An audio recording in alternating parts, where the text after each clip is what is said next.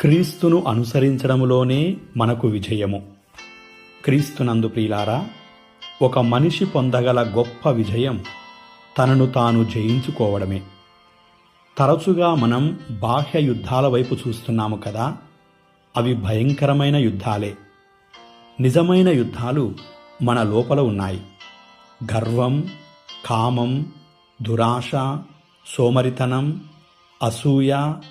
అసూయతో పోరాటం, ఇవన్నీ జీవితాన్ని లేదా మరణాన్ని, శ్రేయస్సును లేదా విపత్తును ఎంచుకోవడానికి మన నుండి కొంత నిర్ణయాత్మకతను కోరుతాయి.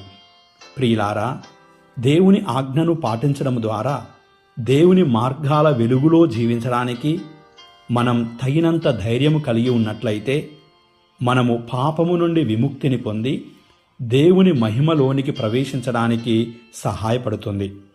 కానీ మొదట దేవుడే మన ప్రాధాన్యతగా ఎంచుకోవాలి.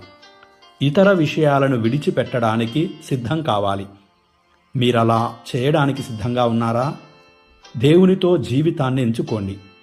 మీరు జీవించి దేవునిలో దినదినము పెంపొందింపబడతారు. ఆయన మహిమలో ఎదుగుతారు. ఆయనను అనుసరించడంలోనే మనము సంతోషించుదాం, దేవుని యందు ఆనందించుదాం. ప్రభువు మనందరినీ సంరక్షించి కాపాడునుగాక. ఆమేన్.